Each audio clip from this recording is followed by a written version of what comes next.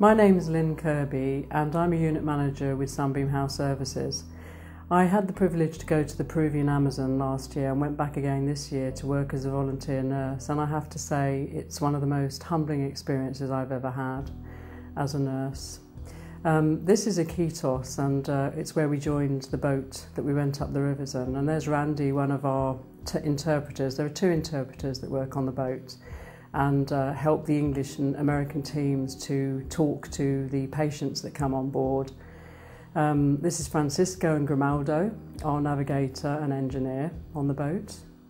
And this is just sunset, a beautiful, typical sunset in the Amazon jungle. It's a very different environment. It's very, very humid out there. It's about 98% humidity, so it does take a lot to get used to it. We found this year, because of the weather conditions, the rivers were much more shallow than usual, and unfortunately for the first day we had to spend that going up the river because there were mud banks that we wouldn't be able to traverse at night time. These are families who actually live on the river. They don't have homes in the villages. This now is a typical village that we would go to. Most of the houses are on stilts because the river does rise at times. This is me with two of the doctors, Becky and Mary. Both of them were English. And this is an American nurse on the left, Tim, and David the dentist on the right. And this is Sharon, who's a doctor, and she's in the pharmacy on the boat. She's an American girl who actually trained in Saudi, so that was an interesting thing. And that's one of our treatment rooms. This boat has just been revamped. And so everything's quite new at the moment. God knows what it'll look like next year. And these are our team of dentists. And this is one of the dentists, as you see, actually working on the boat on one of the patients. They come on board for medical reasons and dentistry. And they probably won't be able to see a dentist for, months, because the boats only ever get to each village about every 3 months. There's one little boy there that's quite distressed in the corner. And he's got a sock monkey on his lap. My friend in England, her contribution towards my trip was to make sock monkeys for the children, and they really were a comfort. They don't get to see toys like that very often.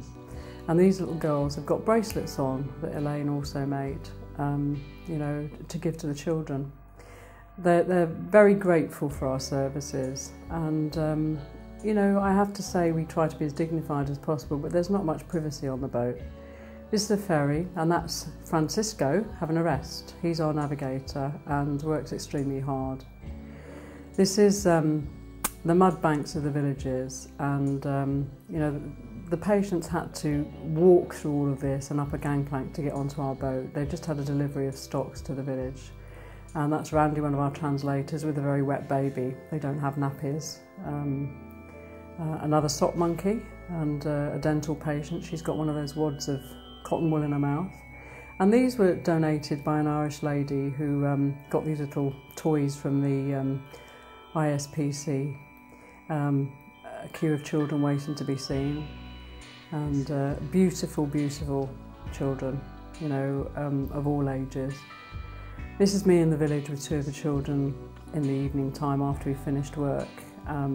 We go into the village, some of the team play football with the local villagers, and we just sit with the children and play.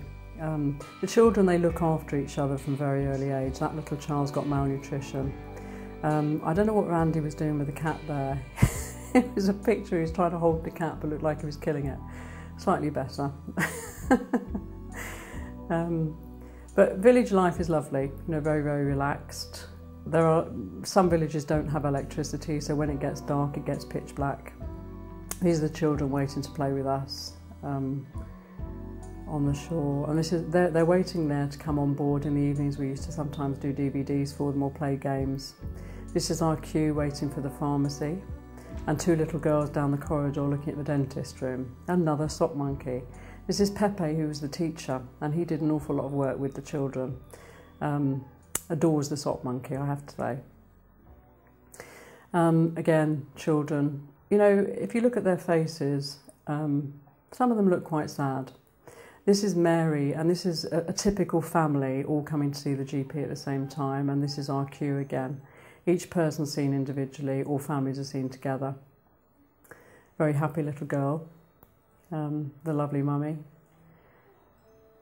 They don't, you know, marry so much out there. Marriage isn't the normal thing, but when partners get together, they stay together forever and, you know, have many children. This is a group of children playing in the water. The water, you can't really see very well in this picture, but it's brown, it's dirty, it's very, very polluted. And there's glass in the water, there's all sorts of things. The children don't have shoes, but they're incredibly happy. And life is just like that for them. You're seeing here now bottles of water. There was an accident not long ago on one of the rivers, and a petroleum tanker shed its load into the water. The water's totally polluted, and as part of the payout from the petroleum company, they delivered bottles of water. But each villager has to come and collect their own water from the villagers. There's another little girl with a sock monkey, not looking very happy after the dentist. And this is a typical queue. We saw 1,400 people plus in 7 days working. There's a little boy from the village trying to frighten me. I think he succeeded. I thought there was something wrong with his eyes. And this is the night before we left the boat, and this is the team of medics and translators and the teacher. They're doing their version of Michael Jackson's Billie Jean, and it was just so funny. But they're just such happy people. They work so very, very hard. They have a lot of fun and so much energy, and they just love what they do. And these people couldn't survive without them. That's Ronald doing his Michael Jackson impersonation, and Randy now.